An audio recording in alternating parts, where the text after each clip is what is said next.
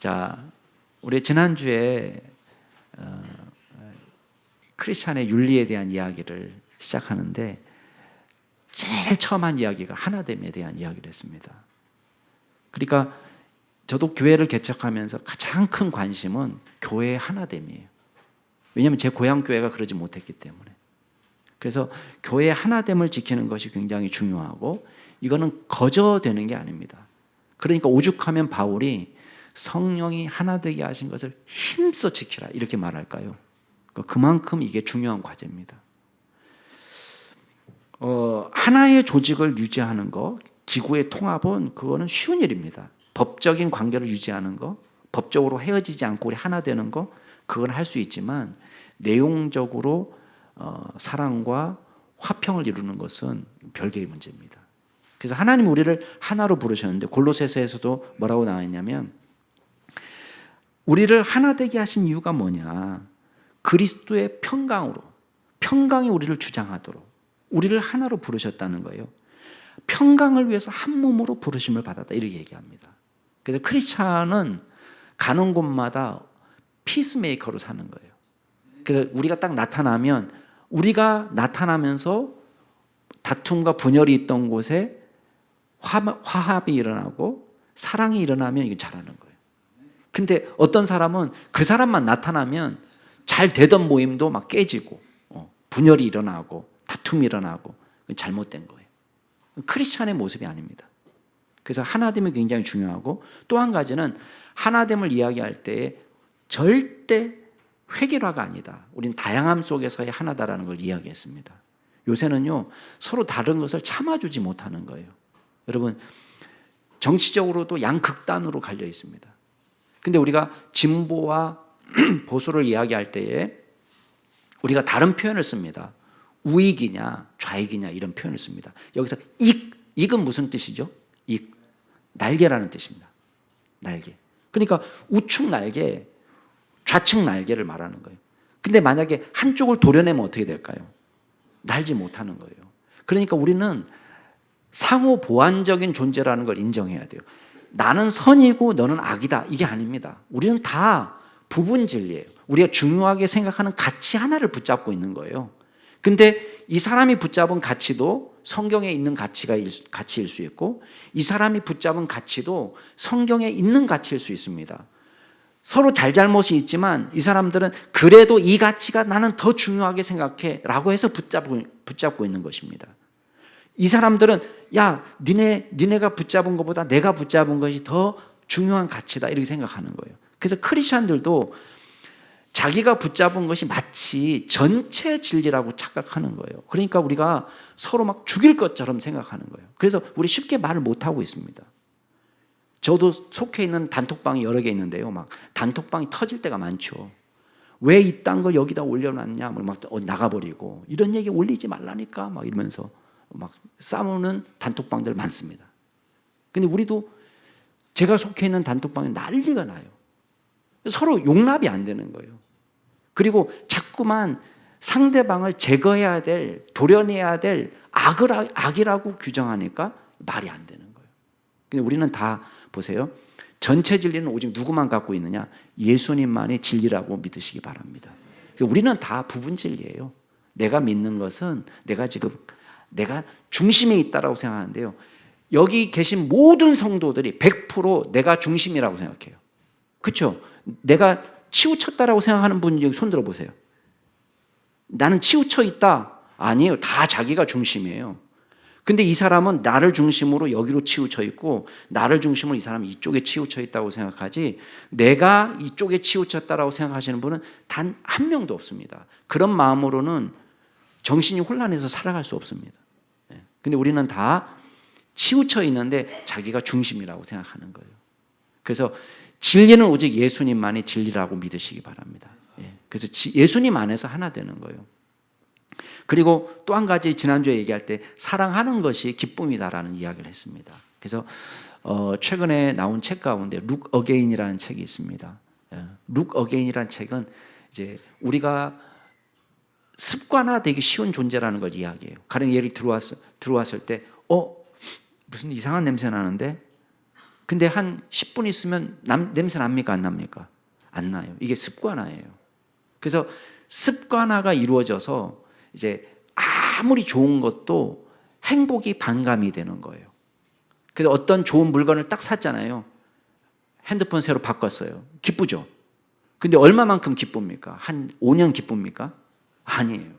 우리가 바꿔도 금방 실증나요. 그래서 이걸 습관화라고 이야기해요. 근데 놀라운 것은 보세요. 예수님이 뭐라고 얘기했냐면 주는 것이 받는 것보다 복이 있다. 사도행전에서 바울이 인용한 말씀이에요. 예수님이 인용한 말씀. 복음서에는 안 나오는데 바울은 이 초대교회 안에서 다 예수님의 말씀으로 인정하는 말씀이에요. 그게 뭐냐면 주는 사람이 받는 사람보다 더 복이 있다. 이렇게 얘기했어요. 근데 놀라운 사실은 과학자들이 연구해 봤는데요. 받을 때 기쁨이 있어요. 근데 받는 것도 습관화돼요. 그래서 처음엔 받을 때 너무 고마웠는데 받고 나서 이 행복감이 떨어지는 거예요. 근데 놀라운 사실은 주는 거는요, 행복감이 안 떨어지는 거예요. 잘. 받아서 행복감이 떨어지는 것보다 배나 오래 행복이 유지되는 거예요. 그러니까 여러분 보세요. 우리가 선교사들이 우리를 도와줄 때 받아서 기쁜 것도 있었어요. 근데 지금은 우리가 도와주니까 기쁜 게 있어요. 그런 거 있죠. 그래서 여러분들이 복음을 위해서 헌신하고 누군가를 위해서 사랑하고 누군가를 위해서 도와줄 때 느끼는 행복감은 받을 때 행복감보다 훨씬 더 깊고 오래 간다는 것을 기억해야 돼요. 예. 자, 오늘 말씀에서 이제 구체적으로 이제 큰 원리를 세 가지를 이야기하는데 첫 번째는 뭐냐면 이방인의 삶의 관습을 버리라는 거예요. 그 다음에 두 번째 얘기할 건 뭐냐면 그리스도를 우리의 기준으로 삼으라. 우리가 크리스찬으로 살아갈 때 뭐가 기준이냐? 예수님이 기준이 된다. 그다음에 세 번째는 뭐냐면 새 사람을 입으라 이렇게 이야기합니다. 자, 첫 번째는 뭐냐면 예수 믿기 전에 삶에서 돌이키는 거예요. 자, 17절 같이 한번 읽어볼까요? 시작. 그러므로 내가 이것을 말하며 주 안에서 증언하노니 이제부터 너희는 이방인이 그 마음에 허망한 것으로 행함같이 행하지 말라. 자, 바울은 지금 이 이야기를 자기 직관에 의존해서 이야기하지 않습니다. 어떻게 얘기하고 있냐면 주 안에서 증언합니다 라고 말합니다. 쉽게 말하면 내가 지금 가르치는 이 말씀은 예수님의 말씀입니다. 예수님의 가르침입니다 라고 이야기하는 거예요. 그러니까 벌써 바울, 변화된 크리스찬의 삶의 중심이 뭐냐? 우리의 가치나 사고의 중심은 예수님이다. 이걸 이야기하는 거예요. 그러면서 뭘 버려라? 그 이방인의 허망한 마음을 버리라. 거기서 떠나라 라고 말하는 것입니다. 왜 허망한 마음이라고 이야기할까? 허망하다는 말은 사실은 쓸모없다는 뜻이거든요. 더 원문 성경을 보면은 쓸모없는, 무익한 그런 생각을 버리라 이렇게 얘기하는데 여기서 생각도 마음도 제가 여러분에게 말했지만 생각에 해당되는 단어예요. 마음의 단어가 여러 가지가 있지만 그러니까 쓸데없는 생각을 버려라 이렇게 얘기해요. 목사님, 아니 믿지 않는 사람들이 생각하는 거라고 다 쓸데없습니까? 이 사람들도 다리도 만들고 터널도 뚫고 건축물도 올리고 예술을 논하고 철학을 말하고 정책을 제안하고 얼마나 똑똑한 사람이 많은데 이 사람들의 생각이 쓸데없다라고 말합니까? 자, 여기서 바울이 말하는 쓸데없는 생각이라는 것은 이런 걸 말하는 게 아니에요. 뭘 말하는 거냐? 우리는 하나님의 계시가 없이는 하나님의 뜻을 깨달아 알 수가 없다라는 걸 말하는 거예요. 그러니까 이방인이 생각하는 것은 하나님께서 가르쳐주시는 계시하고 너무 거리가 먼 거예요. 그래서 결과는 뭐냐? 18절 말씀 같이 읽어봐요. 시작. 그들의 총명이 어두워지고 그들 가운데 있는 무지함과 그들의 마음이 굳어짐으로 말미암아 하나님의 생명에서 떠나 있도다. 일단 첫 번째 나타나는 현상이 뭐냐? 영적 무지예요. 자, 하나님을 알지 못하는 사람은 지성이 제대로 하나님을 깨닫는 일에는 작동하지 않습니다. 그 생각이 허망하여져서 로마서의 말씀대로 보면은 미련한 마음이 어두워지고 스스로 지혜있다 하지만 어리석은 자가 되어서 하나님을 알지도 못하고 하나님을 영화롭게도 못하고 하나님의 가르침을 존중하지도 못하고 하나님의 말씀에서 떠나 있는 상태를 말하는 거예요. 여러분, 마귀가 하는 일의 가장 중점 사역이 뭔지 아세요? 마귀가 하는 가장 중점 사역이 뭐예요? 우리가 생각할 때는 옛날 시골길에 랜턴 갖고 이렇게 어두운 숲길을 걸어갈 때에 우리는 마귀가 하는 가장 무서운 일이 뭐냐? 뒤에서 이렇게 할까 봐 우리는 무서워해요. 근데 화장실 갈 때 아마 재래식 화장실을 경험해 보신 분은 알 거예요. 얼마나 쫄깃쫄깃합니까? 마음이 밑에서 막 손이 올라와 가지고 파란 종이 줄까 하얀 종이 줄까 빨간색, 야 아무것도 상관없어, 난 안 받아도 돼, 종이 갖고 왔어, 이렇게 하고 싶을 때가 있어요. 근데 마귀가 하는 가장 큰 중심 사역은 뭐냐? 우리의 사고를 헷갈리게 하는 것이 마귀의 가장 중심 사역이에요. 고린도후서 10장 4장에 보면 이 세상의 신이 믿지 아니하는 자들의 마음을 혼미하게 한다. 여러분, 이게 마귀의 가장 중심 사역이에요. 그래서 그리스도의 복음의 광채가 우리에게 비치지 못하도록, 이게 마귀의 사역입니다. 영적 무지. 그 다음에 어떠네요? 완고함이 있습니다. 아까 18절 말씀에 보면 중간에 그들의 마음이 굳어짐으로 이렇게 돼 있어요. 그러니까 사실 의학적인 용어거든요. 어떤 단어냐면 군살이 박히고, 그 뜻이에요. 그러니까 딱지가 않고 군살이 받아가지고 박혀가지고 무감각하게 된 거. 군살이 박히면 어떻게 됩니까? 저는 냄비 뜨거운 걸 잡는 것이 너무 힘들고 이게 잘 못 잡아요. 그래서 꼭 멀리 해가지고 이렇게 잡는데 제 집에 같이 사시는 어떤 분은 그냥 턱 잡아서 턱 올려놔요. 뭐 이것도 못 잡냐고 저를 얘기하는데, 야, 세상에 무서운 게 아줌마예요. 근데 왜 그렇죠? 왜 아줌마들이 가랑가랑한데 그렇게 턱 잡고 턱 내려놓고 그렇게 합니까? 굳은 살이 박힌 거예요. 굳은 살이. 그게 굳은 살이 박히면 어떤 일이 벌어집니까? 안 들어가. 찔러도 안 들어가고 여기서 말하는 건 뭐냐? 마음에 굳은 살이 박혔다는 건 뭐겠어요? 완고하고 고집이 세고 안 들어가는 거예요. 찔러도 안 들어가는. 그걸 말하는 것입니다. 결과적으로는 어때요? 여기 18절 끝에 보면 하나님의 생명에서 떠나 있다 이렇게 얘기합니다. 여러분, 하나님께서 주시는 생명에 이르지 못한다. 이게 얼마나 비참한 이야기입니까? 지금 이 편지를 누구한테 보내고 있습니까? 에베소 교회 성도들한테 보내는데 여러분 안에서 이방인의 그 허망한 생각에서 좀 떠나십시오. 이렇게 영적으로 무지하고 완고하고 결과적으로는 하나님의 생명에서 떠난 사람이 있습니다. 이렇게 얘기하는 거예요. 지금 불신자들에게 편지하는 게 아니라 믿는 사람에게 편지하는데, 교회는 오래 다니고 신앙생활을 했다고 하는데도 하나님의 말씀에 기울이지 않고 영적으로 무지하게 되니까 불신자들하고 아무 차이가 없는 사람이 됐다는 거예요. 그러면서 어떤 신앙생활을 합니까? 매번 일상에서 중요한 선택을 해야 될 때에 믿음이 없는 선택을 한다는 거예요. 자, 보세요. 믿음이 있으면서 실수하는 것과 믿음이 없어서 잘못된 길을 무지하게 가는 건 다른 일이에요. 우리나라 분들이 외국 사람들에 비해서 췌장 크기도 작고 그래서 당뇨가 많대잖아요. 다른 나라보다도 유전적으로 당뇨병에 취약한 나라가 우리나라 사람이라는 거예요. 근데 여러분 보세요. 당뇨에 이게 좋은 음식이다 나쁜 음식이다 압니까 모릅니까? 몰라요? 몰라서 그래요?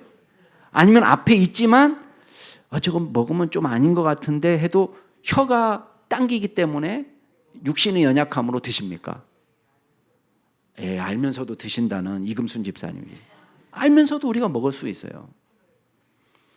영국에 1800년대 중반에 목회를 했던 찰스 스펄전 목사님이 계십니다. 이분이 20살에 목회자로 부름을 받고 청빙을 받았어요. 교회 뉴 파크 스트리트 채플이라는 교회에 갔는데 그 교회가 성도 수가 200에서 한 300명 되는 교회였어요. 근데 이분이 별명이 설교의 황태자라는 별명. 설교를 얼마나 잘하는지 이분이 목회하는 교회가 점점 부흥하기 시작했는데 도대체 교회가 좁아가지고 미어터져서 더 이상 예배를 드릴 수 없게 되니까 성전을 크게 지었습니다. 그래서 런던 메트로폴리탄 태버너클이라는 교회를 새로 건축을 해가지고 좌석 그 당시에 6천 명 들어가는 그 예배당을 만든 거예요. 오늘날에는 다 마이크, 지금 저도 여러분에게 마이크 놓고 설교하고 있지만 그 당시에는 마이크가 없을 때예요. 전기도 들어오지 않을 시절에 오페라 연주할 수 있는 것과 같은 그 소리가 잘 울리는 그런 형태로 교회를 지어가지고 입당을 했는데 그때 이분 나이가 27이에요. 그 나이에 벌써 5천 명 목회를 한 거예요. 이분이 돌아가시기 전에 등록된 교인 수가 14,000명이었습니다. 그러니까 마이크도 없는 상태에서 목회를 하는데 어마어마한 교회를 일군 정말 영적이고 복음적인 목회자입니다. 근데 반전, 이분이요 담배를 피는 거예요. 왜 담배를 폈냐? 그 당시 사람들은 담배가 의학적으로 건강에 좋다라고 믿었어요. 그러니까 담배 피우면 감기에도 좋고 천식에도 좋고 결핵에도 좋고, 그리고 밥 먹고 담배 피우면 소화도 잘 되고, 그리고 불안할 때 담배 피우면 신경 안정제도 되고. 그러니까 이분이 살 때의 그 당시 의학적인 상식으로는 이게 몸에 좋은 거예요. 나중에야 이분이 돌아가실 때쯤 되니까 이게 잘못됐다는 반대 학설들이 나오기 시작한 거지, 이분이 처음에 담배를 필 때는 이게 몸에 좋다 이렇게 알려져 있었던 거예요. 자, 이건 뭐죠? 잘못된 믿음 때문에 잘못된 결과가 나온 거예요. 이건 다른 겁니다. 그래서 저와 여러분이 이방인의 삶을 살게 되는 이 사람들 허망한 마음에 사로잡히니까 어떻게 되냐? 19절 말씀 같이 한번 읽어볼까요? 시작. 그들이 감각 없는 자가 되어 자신을 방탕에 방임하여 모든 더러운 것을 욕심으로 행하되. 무감각한 자가 되었다는 건 뭐예요? 죄책감이 없어요. 왜? 잘못된 믿음을 가졌으니까. 이들의 생각이 여전히 이방인처럼 됐으니까. 그리고 자신들을 방탕의 삶에 넘겨주는데 마지못해 넘겨주는 것이 아니라 기꺼이 자기 욕심대로 마음대로 자기 하고 싶은 대로 살았다는 거예요. 뭐가 문제가 생겼어요? 믿음의 가치, 사고의 전환이 지금 필요한 상태인데 여전히 옛 습관에 머물러 사는 것입니다. 근데 지금 두 번째, 주님께서 우리에게 부탁하는 건 뭐냐? 저와 여러분의 생각을 그리스도께 복종시키는 거예요. 여러분, 그래서 아까 말한 것처럼 진짜 영적 전쟁은 뭐냐? 아까 마귀가 제일 힘쓰는 게 뭐냐면 우리 생각을 헷갈리게 만드는 거라고 했잖아요. 그러면 우리 크리스찬들이 힘써야 될 가장 큰 영적 전쟁은 뭐냐면 진리 전쟁인 거예요. 진리 전쟁. 성령께서 가장 강력하게 역사하시는 건 뭐냐? 우리의 생각을 사로잡아서 하나님께 드리는 거. 이게 우리의 가장 힘써야 될 영적 전쟁입니다. 그래서 바울은 고린도후서 10장에 보면은 우리의 싸움은 육체, 혈과 육에 속한 싸움이 아니다. 그 강력한 마귀의 진지를 깨부수고 모든 이론을 파는 전쟁을 하는데, 이 전쟁의 목적은 뭐냐? 하나님을 대적해서 높아진 모든 사고를 다 깨부수고, 그리고 모든 생각을 사로잡아서 그리스도께 복종시키는 거. 이것이 저와 여러분이 싸워야 될 영적 전쟁인 것입니다. 그러니까 진리 안에서의 하나됨이다. 하나님의 말씀으로 우리가 변화되어야 된다. 이게 굉장히 중요한 가치입니다. 자, 두 번째 우리가 기억할 것은 우리의 기준이 뭐냐? 그러면 그리스도께서 우리의 기준이 된다. 자, 20절 21절 같이 한번 읽어보겠습니다. 시작. 오직 너희는 그리스도를 그같이 배우지 아니하였느니라. 진리가 예수 안에 있는 것 같이 너희가 참으로 그에게서 듣고 또한 그 안에서 가르침을 받았을진데, 여기 보면 그리스도를 어떻게 배웠냐? 너희들 그리스도를 그처럼 배우진 않았다. 그럼 그리스도를 배웠다는 건 뭡니까? 그리스도에 관한 말씀을 배웠다는 것도 되지만 그리스도의 말씀을 듣고 그리스도의 행한 삶을 본받는 걸 말하는 거예요. 그러니까 예수님께서는 이 땅에 오셔서 하신 일이 뭐냐면 하나님의 말씀을 제대로 증거하는 거, 주님이 하신 일이에요. 그 다음에 또 한 가지 우리에게 보여주신 건 뭐냐면 그 말씀을 지켜서 우리에게 삶의 모범을 보여주시는 거. 그래서 예수님을 우리가 뭐라고 얘기하냐면 그분은 진리 자체입니다. 말도 진리고 삶도 진리고 그분의 사고도 진리고 모든 것이 진리이기 때문에 그분은 진리십니다. 이렇게 얘기하는 거예요.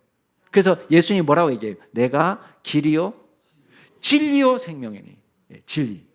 또 진리가 너희를 자유케 한다 이렇게 말하면서 그 8장 그 뒷부분에 가면 아들이 너희를 자유케 한다 이렇게 얘기해요. 앞에서는 진리가 너희를 자유케 한다고 그랬는데 뒤에 가서는 아들 누구예요? 예수님이 너희를 자유케 한다. 왜? 예수님이 진리니까. 그러니까 예수님의 삶, 예수님의 말씀을 주목해야 되는데 여러분 대표적으로 예수님이 보여주신 삶이 뭡니까? 우리 세상 가치와 다른 건 뭐예요? 저와 여러분은 어떻게든 성공하고 어떻게든 높아지고 어떻게든 다스리고 어떻게든 지배하고 어떻게든 억압하고 어떻게 하면 이익을 입고 이게 세상의 가치예요. 그러나 지난주 우리 크리스마스를 지냈지만 성육신이 보여주는 가치는 뭡니까? 높고 높은 보좌를 버리시고 우리를 구원하시기 위해서 얼마만큼까지 나눠질 수 있는지를 보여주는 거예요. 조물주가 피조물이 됐다는 것은 저와 여러분이 개나 소나 개미가 되는 것보다 더 낮아지시는 거예요. 주님이 우리처럼 오셔서 우리는 얼마나 자존심이 셉니까? 막 이를 부득부득 떨면서 우리 자존심 조금만 상하면 어떻게 됩니까? 응? 내 자존심을 건드려? 막 이러잖아요. 근데 예수님은 우리의 자존심은 뭐예요? 아무것도 아닌데 멸시, 천대, 십자가를 지시면서도 하나도 불평하지 않으시는 거예요. 왜? 그게 낮아지시는 것이 예수님의 삶이에요. 무엇을 위해서? 저와 여러분의 구원을 위해서, 생명을 위해서, 우리를 사랑하시기 위해서 하는 거예요. 이게 성육신이죠. 십자가는 뭡니까? 유대인들이 볼 때는 껄끄러운 거예요. 저건 저주받아서 죽는 거지 저건 하나님의 복이 아니에요. 이방인들이 볼 때도 아니 무슨 영웅담이 그래? 헤라클레스나 알렉산더가 아니라 예수님의 영웅담은 십자가에 달려 돌아가시는 거예요. 무슨 영웅이 그래? 무슨 구원자가 그래? 이 세상의 구원 방식과는 전혀 다른 방식인 거예요. 그러나 예수님이 우리에게 보여주시는 것은 섬김의 모습. 인자가 온 것은 섬김을 받기 위해서 온 것이 아니라 도리어 섬기려 하고 자기 목숨을 많은 사람들의 대속물로 주려 하십니다. 그러니까 예수님이 우리에게 이걸 보여주신 거예요. 그러니까 바울도 예수님을 기준으로 삼고 닮기 위해서 힘썼고 우리도 그 예수님을 닮고 바울처럼 살기를 원하는 것입니다. 그리스도께서 우리의 기준이 되신다. 마지막으로 우리가 기억할 게 있습니다. 주님은 우리에게 새 사람을 입으라고 이야기합니다. 자, 22절 같이 한번 읽어볼까요? 시작. 너희는 유혹의 욕심을 따라 썩어져가는 구습을 따르는 옛사람을 벗어버리라. 자, 유혹의 욕심은요 외부에서 오는 것이 아니에요. 우리 안에 있는 거예요. 정욕은 여전히 우리가 변화된 그리스도인 되지만 여전히 우리 안에 도사리고 있습니다. 그래서 우리가 힘써야 될 건 뭐냐면 우리 내면의 가치를 바꾸는 것부터 시작해야 돼요. 우리 힘으로는 안 돼요. 성령께서 우리의 내면의 가치를 바꾸는데 23절 같이 한번 읽어볼까요? 시작. 오직 너희의 심령이 새롭게 되어. 야, 심령이라는 말을 사실 잘 안 쓰는데 이 원문 성경을 보면 이성의 영으로 번역할 수 있습니다. 그냥 우리 지성의 영 이렇게 돼 있어요. 그러니까 뭘 변화받으라. 제가 자꾸 이제 지성을 바꾸라 이렇게 얘기하는 것은 이게 가치를 말하는 거예요. 생각을 바꾸라는 거예요. 우리식으로 얘기하면. 근데 성경적으로 얘기하면 믿음을 바꾸는 거죠. 내가 무엇을 믿느냐에 따라서 우리의 삶이 바뀌는 거예요. 아까 스펄전 목사님은 이게 몸에 좋다 생각하니까 몸에 나쁜 거를 일찍 돌아가셨어요. 57세에 돌아가셨어요. 병으로 시달림을 많이 당했습니다. 근데 처음에는 그게 건강에 좋다라고 생각해서 한 거예요.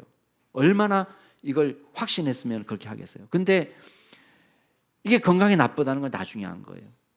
근데 우리가 어떻게 되는 거예요?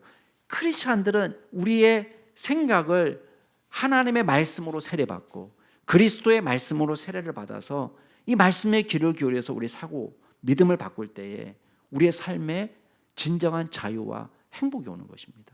그러니까 예수를 믿어도 여전히 옛 습관에 사로잡혀 사는 사람이 참 많습니다. 성경을 피상적으로 알고 주님의 마음을 피상적으로 알 때가 많습니다. 근데 오늘 말씀을 보면은 심령이 새롭게 되면 어떤 일이 벌어져요? 이 순종이 단순한 율법의 작구에 매여가지고 이건 벌 받으니까 하지 말자, 이거 혼나니까 하지 말자 정도가 아니라 우리의 마음이 뜨겁게 주님을 사랑함으로. 자, 옛날에 죄를 지을 때 옛사람의 자율로 했다면 지금은 새 사람의 자율로 우리가 새로 변화된 믿음을 가지고 기쁨으로 선을 선택하는 거예요. 기쁨으로 성령의 길을 걸어가는 것입니다. 그래서 24절 말씀에 뭐라고 되어 있습니까? 같이 한번 읽어볼까요? 시작. 하나님을 따라 의와 진리의 거룩함으로 지으심을 받은 새 사람을 입으라 라고 말합니다. 결국 새 사람의 특징은 뭐냐? 하나님을 따라 이렇게 얘기합니다. 그건 뭐예요? 하나님의 형상대로, 원래 우리를 지으신 목적대로, 하나님께서 원래 우리에게 기대하신 바대로. 그게 어떤 삶이냐? 의와 진리의 거룩한 삶. 하나님께서 원래 우리를 지으시고 야 보기에 좋다라고 말했던 그 아름다운 모습을 우리가 살아내라는 것입니다. 이거는 우리의 능력으로 되지 않아요. 어떻게? 우리의 거룩한 성품이 받게 되는 유일한 비결은 성령을 쫓아 살아갈 때 가능합니다. 그래서 여러분 갈라디아서 5장에 보면은요 이렇게 되어 있습니다. 성령을 따라 행하면 자연히 육체의 욕심을 이루지 않게 된다 이렇게 얘기합니다. 자, 육체가 원하는 것은 동쪽이라면 성령이 원하는 것은 서쪽이에요. 두 가지 방향이 다릅니다. 옛 구습을 따라서 살아가면은 성령님과 자연이 멀어지게 되어 있습니다. 우리는 양다리를 걸칠 수가 없어요. 왜? 양쪽 진영이 너무 다르기 때문에 양다리 걸쳤다가는 다리가 찢어지게 되어 있어요. 불가능합니다. 근데 어떻게 가느냐? 이쪽을 방향으로 삼지 말고 성령님을 쫓아서 살아가는 것을 방향으로 삼고 우리가 믿음으로 순종해 나갈 때에 자연히 이방의 습관과 죄악의 습관은 멀어지게 되어 있는 거예요. 그래서 저와 여러분이 자, 율법에 매여 사는 사람이랑 성령에 매여 사는 사람은 겉모습은 비슷할 수 있어요. 자, 율법에 매여 사는 사람도 교회에 앉아 있을 수 있습니다. 성령 충만하지 않아도 교회에 앉아 있을 수는 있어요. 그 흉내 내는 거예요. 흉내. 섬기는 것도 흉내는 낼 수 있습니다. 그러나 성령의 사람은 마음으로 변화되는 거예요. 그래서 온전히 의와 진리의 거룩함으로 지으심을 새 사람을 입어서 하나님의 거룩한 삶을, 거룩한 믿음의 종으로 살아가는 저와 여러분이 될 수 있기를 바랍니다. 우리 사랑하는 남양주 중심교회 성도 여러분, 우리는 그리스도 안에서 새로운 피조물이 됐습니다. 이미 구원받아서 하나님의 자녀가 되었어요. 그러나 출생신고한다고 해서 이 아이가 바로 걸어다니는 거 아닙니다. 여전히 기저귀 차고 여전히 난장판을 부리고 기저귀에다가 여러 가지를 지려놓고 자기 멋대로 살아가는 인생을 처음에는 살 수 있습니다. 그러나 우리가 태어나서 그리스도 안에서 양육을 받으면서 영적 무지함과 완고함에서 떠나고 주님의 말씀으로 우리가 적극적으로 세례를 받고 우리 믿음의 가치를 받고 나갈 때에 세상의 유행이 우리 기준이 아니에요. 관습이 우리의 기준이 아니고 세상의 가치가 우리의 기준이 아닙니다. 저와 여러분이 그리스도의 가르침과 삶이 우리의 기준이 되어서 살아가야 될 줄로 믿습니다. 그리고 성령을 따라서 새 사람을 입을 때 겨우 몇 가지 크리스찬들이 하는 일을 흉내내는 사람이 아니라 성령님의 이끄심에 온전히 순종하여 마음으로부터 사랑하며 섬기며 살아가는 저와 여러분이 될 수 있기를 주의 이름으로 축복합니다. 기도하겠습니다.